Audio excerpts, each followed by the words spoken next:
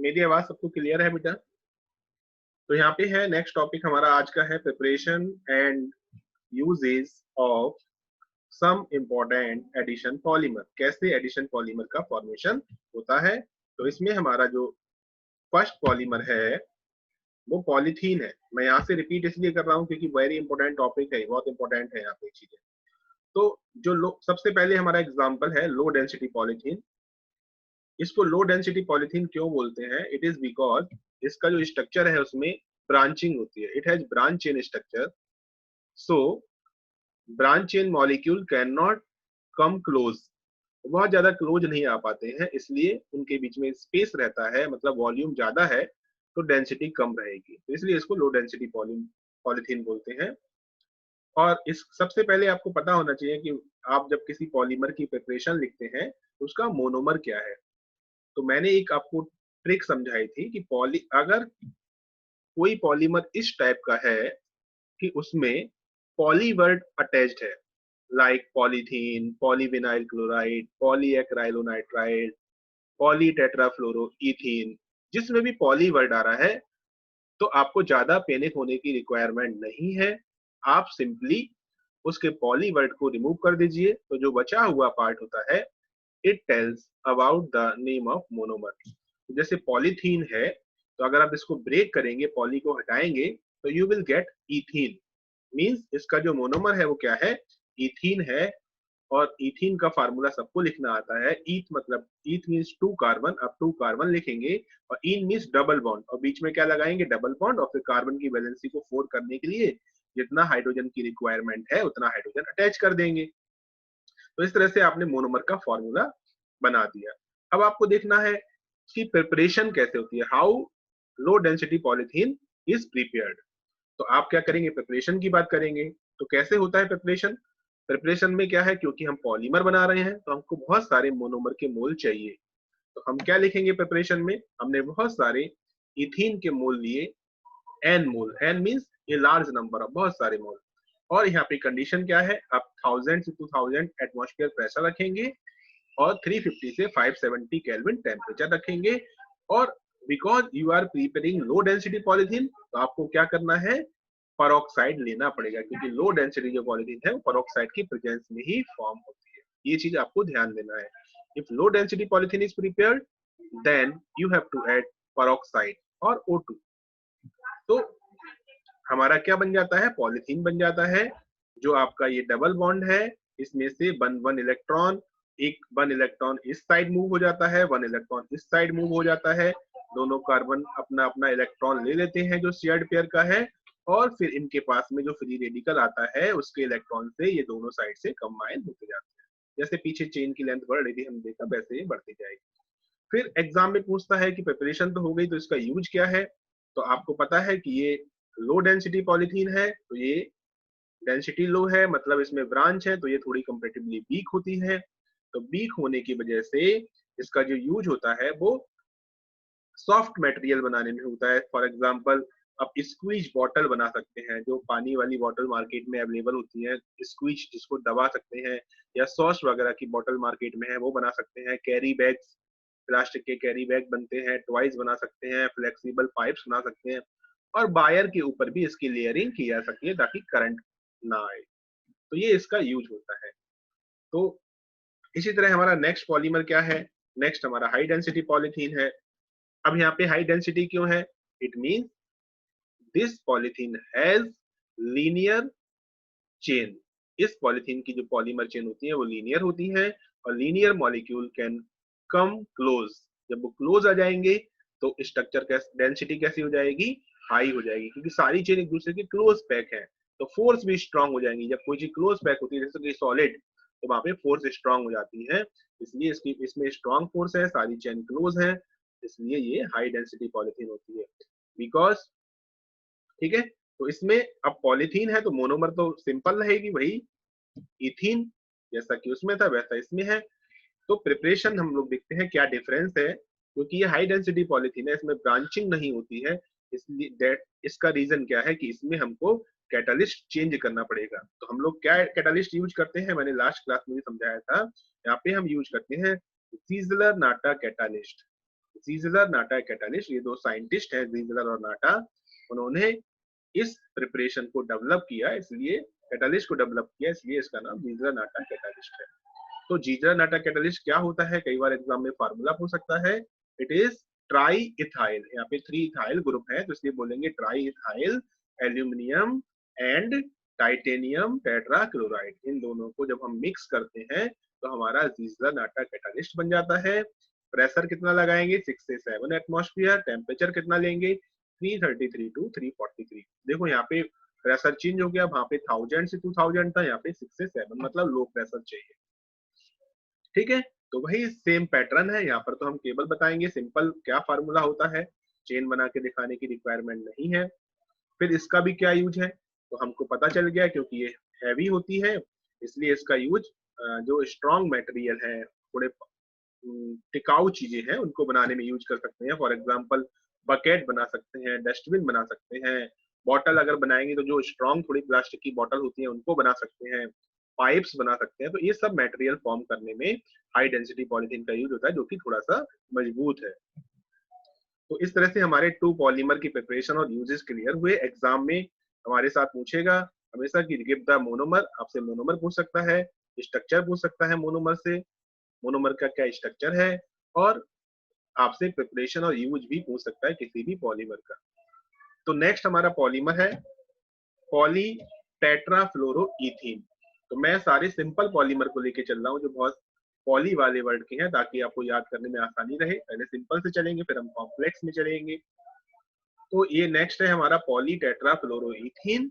तो इसमें हमारी मोनोमर का नाम क्या होगा, आपको क्या करना है, सिंपली पॉली को रिमूव करना है, बचेगा टेट्राफ्लोरोईथीन। तो ये हमारी मोनोमर हो गई टेट्राफ्लोरोईथीन।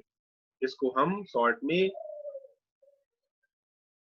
सॉरी तो पॉली टेट्राफ्लोरोईथीन है, इसको हम पीटीएफई या टेफ्लॉन भी बोलते हैं, और मोनोमर का नाम हो गया टेट्राफ्लोरोईथीन। तो what will be the formula of monomer, monomer का फार्मूला कैसे याद करेंगे, तो हमको इथीन का फार्मूला पता है, CH2 double bond CH2, because इसके नेम में क्या आ रहा है, टेट्राफ्लोरो आ रहा है, तो हमको दोनों के जो 4 हाइड्रोजन है उसको रिमूव कर देना है, और ये क्या हो जाएगा हमारा टेट्राफ्लोरो, क्योंकि हमने हाइड्रोजन को रिमूव करके फ्लोरो लगाया है और 4 फ्लोरो ग्रुप प्रेजेंट है, 4 फ्लोराइड आयन प्रेजेंट है, that's why its name is tetrafluoroethene. तो बहुत सिंपल है, कुछ भी ज्यादा दिमाग लगाने की जरूरत नहीं है। तो इसको कैसे प्रिपेयर करेंगे, तो आइए देखते हैं इसको कैसे बनाते हैं हम लोग।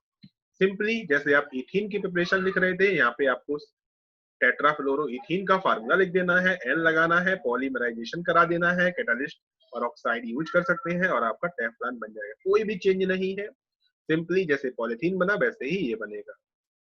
तो हमको ज्यादा इसमें कोई चेंज करने की जरूरत नहीं है। अब आता है इसका यूज क्या है। तो ये जो पॉली टेट्राफ्लोरोईथीन होता है, ये ब्लैक कलर का मटेरियल होता है और ये नॉन स्टिकी होता है।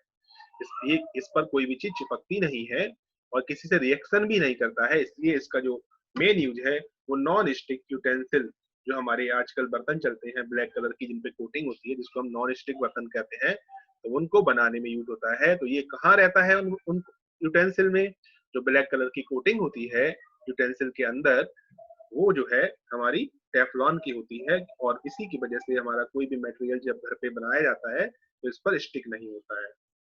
इसके अलावा because it is non reacting, तो it can be use for making oil seals and gasket. Oil seals means oil की अगर आपकी बॉटल्स हैं या ऑयल के टैंकर हैं या ऑयल की कोई भी मटेरियल है, तो उसमें हम सील जो बनाते हैं वो इसकी बना सकते हैं। और गैस्केट मीन्स होता है जो गैस के पाइप्स होते हैं, जैसे आप घरों में भी गैस यूज करते हैं उसका पाइप होता है, तो उसको बनाने में हम इसका यूज कर सकते हैं because it is non reactive. तो इस तरह से पॉली टेट्राफ्लोरोईथीन के बारे में भी आप प्रिपरेशन और यूजेस पढ़ सकते हैं, बहुत इंपॉर्टेंट है। एग्जाम में कई बार इसकी मोनोमर का फार्मूला पूछता है या प्रिपरेशन और यूज भी पूछता है। तो नेक्स्ट इसी तरह से हमारा फिर एक और पॉलीमर है पॉली एक्राइलोनाइट्राइल, इसको शॉर्ट में हम पैन भी बोलते हैं। तो हमको इसकी सबसे पहले हमको पता होना चाहिए इसकी प्रिपरेशन लिखने के, what is the formula of monomer. तो सिंपली आपको क्या करना है, मोनोमर का फार्मूला लिखना है, तो पॉली को रिमूव कर देंगे, क्या बचेगा हमारे पास एक्राइलोनाइट्राइल। तो मोनोमर का नेम क्या हो जाएगा, एक्राइलोनाइट्राइल। हमारी मोनोमर हो गई एक्राइलोनाइट्राइल। अब इसका फार्मूला कैसे बनाएं, तो सिंपली आपको क्या करना है, इथीन का फार्मूला लिखना है, और क्या ध्यान देना है, इथीन का फार्मूला होता है CH2 डबल बॉन्ड CH2, क्योंकि यहाँ पे नाइट्राइल ग्रुप प्रेजेंट लिखा है नाइट्राइल, तो आपको सिंपली 1H को हटाना है और Cl लगा देना है, तो ये हमारा बन जाएगा एक्राइलो नाइट्राइल। हमको इथीन का ही फार्मूला लिखना है और क्या करना है, उसमें 1H को रिमूव करके Cl लगा देना है, हमारा एक्राइलो नाइट्राइल हो जाएगा। तो हमको सबको इथीन से प्रिपेयर करना है, बस थोड़ा थोड़ा ध्यान देना है। अगर हम नेम को ध्यान से पढ़ेंगे तो हमको किसी चीज को याद करने की जरूरत नहीं पड़ेगी, रटने की जरूरत नहीं पड़ेगी। ठीक है, तो इसका फार्मूला हो गया। अब कैसे प्रिपरेशन लिखें, how will be right preparation, तो सिंपल जैसे अभी तक हम कर रहे थे। आप इथीन वाले पैटर्न को याद रखिए, जो साइड में ग्रुप लगते हैं उनसे हमें कोई मतलब नहीं है। हमारा इथीन का फार्मूला क्या होता है, CH2 डबल बॉन्ड CH2 होता है, हमने उसको हटा के यहाँ पे Cl लगाया है, साइड में है, तो इसको साइड में ही रहने देंगे। जो भी चेंज होना है वो आपकी मेन चेन में होना है। तो आप देख रहे थे अभी तक जब ये अदर मॉलिक्यूल से कनेक्ट होता था तो जो डबल बॉन्ड था वो रिमूव हो जा रहा था और सिंगल बॉन्ड बीच में रह जा रहा था, क्योंकि ये दोनों साइड से अदर मॉलिक्यूल से कनेक्ट हो रहा था। तो सेम वहीं पर चीज है, पॉलिथीन वाला ही पैटर्न है, बीच में सिंगल बॉन्ड रह जाएगा because it is connecting with other molecules from both side. तो ये हमारा पॉली एक्राइलो नाइट्राइल का फार्मूला हो जाता है। ये हमारी मोनोमर हो गई, ये हमारी पॉलीमर हो गई। सिंपली आप यहाँ पे पेरोक्साइड कैटालिस्ट लिख सकते हैं, पॉलीमराइजेशन लिख सकते हैं। तो इस तरह से आप, अगर आपको वन सब्सटेंस की प्रिपरेशन पता है पॉली वर्ड वाले की, तो आप किसी की भी लिख सकते हैं, कोई बहुत प्रॉब्लम नहीं है। मेन है यूज, आपको यूज पता होना चाहिए। तो if you use your IQ, अगर आप अपना माइंड यूज करेंगे तो आपको उसका यूज पता चल जाएगा, क्योंकि वो सब डेली लाइफ में यूज होने वाली चीजें होती है। तो जैसे पॉली एक्राइलो नाइट्राइल क्या है, ये हमारा जो है बूल का सब्स्टिट्यूट है। इसका यूज अगर हम देखेंगे तो क्या है, ये बूल का सब्स्टिट्यूट होता है। बूल के प्लेस पर आप इसको यूज कर सकते हैं। कैसे यूज कर सकते हैं बूल के प्लेस पर, तो ये इससे हमारा क्या बनता है, ऑर्लॉन और एक्रिलॉन फाइबर्स बनते हैं। इसकी हेल्प से हमारे फाइबर बनेंगे जिसका क्या नेम है, ऑर्लॉन और एक्रिलेन। और ये जो फाइबर होते हैं ये जैसे हमारा बूल वर्क करती है उसी तरह से ये वर्क करते हैं, और इस तरह से इनसे हमारे जो विंटर वाले जो क्लॉथ्स हैं वो हम बना सकते हैं। तो बूल तो अब इजिली अवेलेबल नहीं हो रही है, या हम बहुत कम जो है लोग सीप को पालते हैं, तो उस केस में इन फाइबर्स की हेल्प से विंटर वाले क्लॉथ बन जाते हैं। तो इस तरह से पॉली एक्राइलो नाइट्राइल का फंक्शन क्या है, ये बूल का सब्स्टिट्यूट है। कई बार एग्जाम में आया है which polymer is used as substitute for wool, तो वहां पर 1 मार्क्स में क्वेश्चन आपको मिल सकता है, पैन या पॉली एक्राइलो नाइट्राइल। तो देखो थोड़ा सा आप अगर कनेक्ट करेंगे नाम से तो कहीं ना कहीं आपको मिल ही जाती है।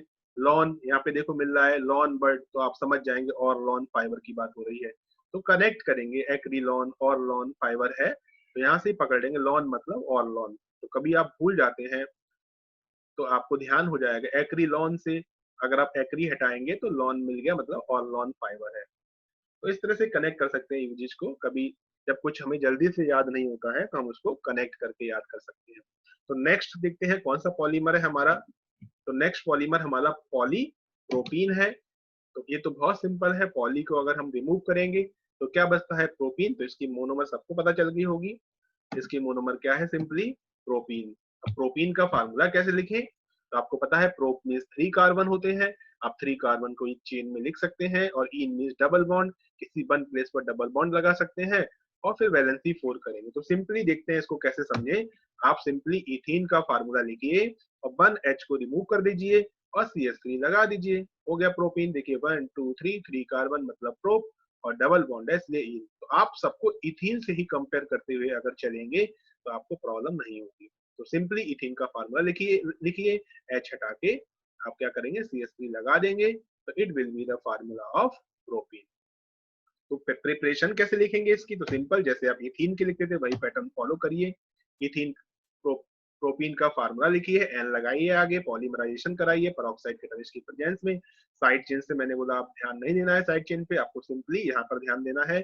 जैसे ये बोथ साइड से कनेक्ट होगा, डबल बॉन्ड रिमूव हो जाएगा, सिंगल बॉन्ड रह जाएगा और आपका पॉलीप्रोपीन बन जाता है। तो सिंपली आपको कुछ नहीं करना है, इथीन वाले पैटर्न को फॉलो करते हुए आगे बढ़ते जाना है और आप क्या करेंगे, पॉलीमर का स्ट्रक्चर आपको मिलता जाएगा। अब इसका यूज क्या होता है, पॉलीप्रोपीन का क्या यूज है, तो ये एक तरह की प्लास्टिक है, ये भी पॉलीप्रोपीन एक तरह की प्लास्टिक है तो इसका यूज क्या होता है, आप रोप्स बना सकते हैं, रस्सी घर में जो हमारी आती है वो बना सकते हैं, टॉयज बना सकते हैं, पाइप्स बना सकते हैं, फाइबर्स बना सकते हैं, ये सब चीजें बनाने में इसका यूज होता है।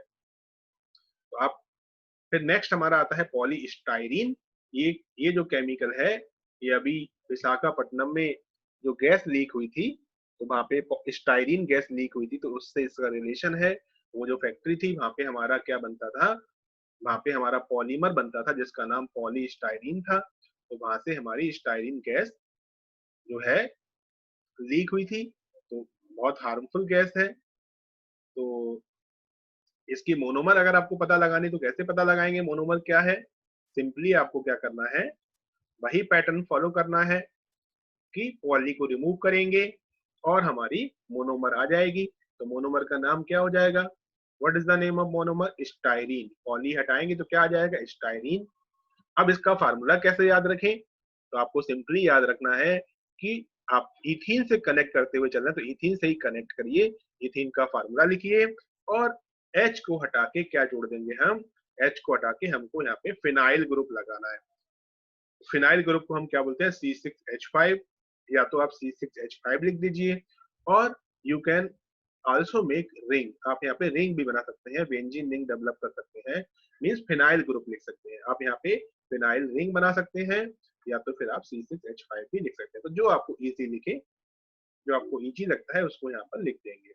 अब फिर प्रिपरेशन इसकी कैसे करेंगे, तो इसके लिए वही तरीका है, सिंपली आप पॉलीथीन वाले पैटर्न को फॉलो करें, पॉलीमराइजेशन लिखें, पेरोक्साइड कैटालिस्ट लिखें, और इस मोनोमर का फार्मूला लिखें, आगे एन लगाएंगे और पॉलीमराइजेशन करा देंगे। तो हमको, मैंने पहले भी बताया है कि आपको जो ग्रुप लगाया है उसको चेंज नहीं करना है, सिंपली जो चेंज होना है वो डबल बॉन्ड पे होना है। तो डबल बॉन्ड पे क्या चेंज करेंगे, आपको पता है, बिकॉज बोथ साइड से आपकी मोनोमर कनेक्ट हो रही है, तो यहाँ पे सिंगल बॉन्ड रह जाएगा और ये दोनों साइड आगे से और इधर से जुड़ती जाएंगी, तो इस तरह से आपका पॉलीस्टाइरीन का स्ट्रक्चर हो जाता है। तो ये पॉलीस्टाइरीन है। कभी कभी क्या होगा, आपको पॉलीमर का स्ट्रक्चर भी दे देगा और आपसे पूछेगा मोनोमर क्या है, तो आपको जैसे इस तरह से आपको दिया है तो आपको समझ जाना है ये पॉलीस्टाइरीन है। तो क्या फार्मूला होगा, यहाँ पे डबल बॉन्ड आएगा, क्योंकि ये दोनों साइड से जुड़ रहा है तो यहाँ पे डबल बॉन्ड आ जाएगा। तो सिंपली कई बार पॉलीमर का फार्मूला देता है और आपसे मोनोमर का फार्मूला पूछता है, तो आपको रिवर्स कर देना है, बहुत ज्यादा उसमें परेशान होने की जरूरत नहीं है। फिर ये पूछता है इसका यूज क्या है, स्टाइरीन का क्या यूज है, तो हो सकता है आप लोगों ने पढ़ा हो, अगर जो न्यूज चल रही थी तो आपको पता होगा। किसी को पता है पॉलीस्टाइरीन का यूज क्या होता है, और नहीं पता है तो मैं बता रहा हूँ, ये एक तरह की प्लास्टिक होती है जिसमें क्या होता है, इसका फंक्शन होता है, जो हमारी जो टीवी है या जो हमारे रेडियो है, जो मोबाइल है, उनकी जो ब्लैक कलर की बॉडी लगी होती है उसको बनाने में इसका यूज होता है। मतलब ये आपका केसेस बनाता है, केस बनाता है, या फिर हम कहें हम कवर बनाता है, या फिर हम कहें रैपिंग मटेरियल, मटेरियल को रैप करना है, उन सब पर्पज के लिए इसको यूज कर सकते हैं। और टॉयज भी बन सकते हैं, बहुत सारे टॉयज जो है इसके बनाए जाते हैं। मेन इसका जो यूज होता है वो रेडियो और टीवी या मोबाइल की जो कैबिनेट बनती है, जो ब्लैक कलर की बॉडी है, उसको बनाने में इसका मेन यूज होता है। तो इस तरह से हमारे कई सारे पॉलीमर हुए। अब हम आगे नेक्स्ट पॉलीमर की तरफ चलते हैं। वो हमारा नेक्स्ट पॉलीमर क्या है, हमारा नेक्स्ट पॉलीमर है पॉलीविनाइल क्लोराइड, पॉलीविनाइल क्लोराइड। तो इसकी सेम वही प्रोसीजर हमको यहाँ भी फॉलो करना है। अगर हमको मोनोमर का नाम पता लगाना है तो हम क्या करेंगे, we will remove poly from the name of polymer, poly को हटाएंगे, we will get vinyl chloride. क्या मिल जाएगा हमको, vinyl chloride. Then how will we write the formula of vinyl chloride, तो मैंने आपको बताया है, मैं सारे इथीन से जो ड्राइव्ड पॉलीमर है उनकी बात कर रहा हूँ।